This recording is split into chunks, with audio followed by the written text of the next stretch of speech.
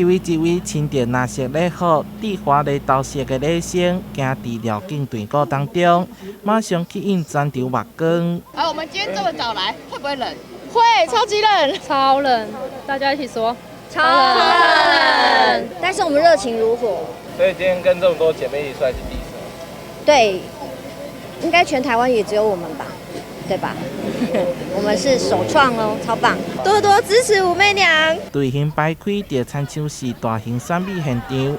摄影师手中的相机更是无停过，会有遐尼大的规模，是因为安平火车站获得证实，前往祖庙开工启灵了后，特别举行的基安绕境活动。